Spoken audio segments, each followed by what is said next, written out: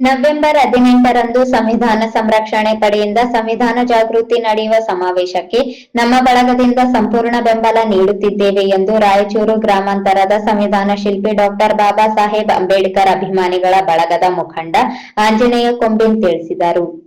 ನಗರದ ಪತ್ರಿಕಾ ಭವನದಲ್ಲಿ ಕರೆದ ಪತ್ರಿಕಾಗೋಷ್ಠಿಯಲ್ಲಿ ಮಾತನಾಡಿ, ದೇಶದಲ್ಲಿ ಹಲವು ಭಾಷೆ, ಹಲವು ಜಾತಿ, ಹಲವು ಧರ್ಮಗಳು ಒಳಗೊಂಡಿರುತ್ತವೆ ಮತ್ತು ಅವುಗಳು ಸಂವಿಧಾನದ ಅಡಿಯಲ್ಲಿ ಕಾರ್ಯನಿರ್ವಹಿಸುತ್ತವೆ.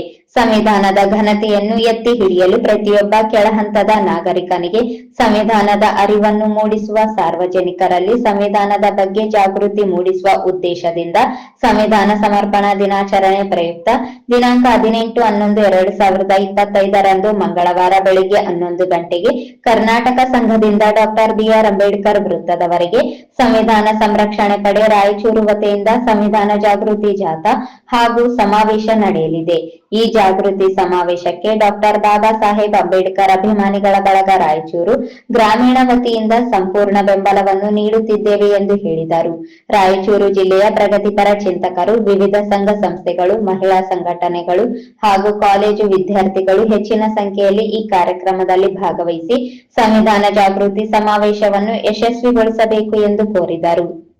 ಸಂವಿಧಾನ ಶಿಲ್ಪಿ ಡಾಕ್ಟರ್ ಬಾಬಾ ಸಾಹೇಬ್ ಅಂಬೇಡ್ಕರ್ ಅವರ ಅಭಿಮಾನ ಬಳಗ ರಾಯಚೂರು ಗ್ರಾಮಾಂತರ ವತಿಯಿಂದ ತಮ್ಮ ನಿನ್ನೆ ತಾನೇ ಪತ್ರಿಕಾ ದಿನಾಚರಣೆ ಆಗಿರ್ತಕ್ಕಂಥ ತಮ್ಮೆಲ್ಲರಿಗೂ ದಿನಾಚರಣೆ ಅಂಗವಾಗಿ ಅಭಿನಂದನೆಗಳನ್ನು ಸಲ್ಲಿಸುತ್ತಾ, ನಾವು ಈ ದಿನಾಂಕ 18/11/2025ರಂದು ಸಂವಿಧಾನ ಸಂರಕ್ಷಣಾ ಪಡೆಯ ಸಂವಿಧಾನ ಜಾಗೃತಿ ನಡೆಯುವ ಸಮಾವೇಶಕ್ಕೆ ನಮ್ಮ ಬಳಗದಿಂದ ಸಂಪೂರ್ಣ ಬೆಂಬಲ ನೀಡುವ ಬಗ್ಗೆ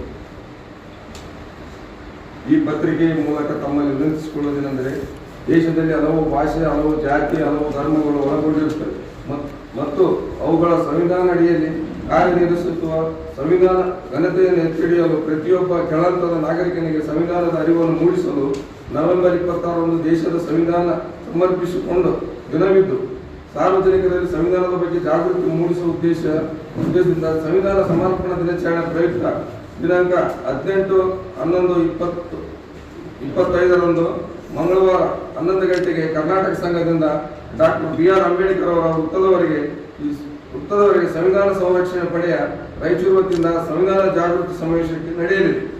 ಈ ಒಂದು ಸದರಿ ಜಾಗೃತ ಸಮಾವೇಶಕ್ಕೆ ಡಾಕ್ಟರ್ ಬಾಬಾ ಸಾಹೇಬ್ ಅಂಬೇಡ್ಕರ್ ಅಭಿಮಾನಿಗಳ ಬಳಗ ರಾಯಚೂರು ಗ್ರಾಮೀಣ ವತಿಯಿಂದ ಸಂಪೂರ್ಣ ಬೆಂಬಲವನ್ನು ನೀಡುತ್ತೇವೆ ಎಂದು ಈ ಪತ್ರಿಕೆ ಮೂಲಕ ತಿಳಿಸುತ್ತೇನೆ. ಆದ್ದರಿಂದ ರಾಯಚೂರು ಜಿಲ್ಲೆಯ ಪ್ರಗತಿಪರ ಚಿಂತಕರು, ವಿವಿಧ ಸಂಘ ಸಂಸ್ಥೆಗಳು, ಮಹಿಳಾ ಸಂಘಟನೆಗಳು ಹಾಗೂ ಕಾಲೇಜು ವಿದ್ಯಾರ್ಥಿಗಳು ಹೆಚ್ಚಿನ ಸಂಖ್ಯೆಯಲ್ಲಿ ಈ ಕಾರ್ಯಕ್ರಮದಲ್ಲಿ ಭಾಗವಹಿಸಿ ಸಂವಿಧಾನ ಜಾಗೃತಿ ಸಮಾವೇಶವನ್ನು ಯಶಸ್ವಿಗೊಳಿಸಬೇಕೆಂದು ಈ ಮೂಲಕ ಪತ್ರಿಕಾ ಪ್ರಕಟಣೆಯಲ್ಲಿ ವಿನಂತಿಸಿಕೊಳ್ಳುತ್ತೇವೆ. ಈ ಸಂದರ್ಭದಲ್ಲಿ ಪ್ರಾಣೇಶ್ ಮಂಚಾಲ, ವೀರೇಶ್ ಗಾಣಧಾಳ, ಮಾರುತಿ ಚಿಕ್ಕಸುಗೂರು, ಗಿರಿಯಪ್ಪ ನೆಲಹಾಳ, ಅಂಬಾಜಿರಾವ್, ಭೀಮಪ್ಪ ನೆಲಹಾಳ ಉಪಸ್ಥಿತರಿದ್ದರು.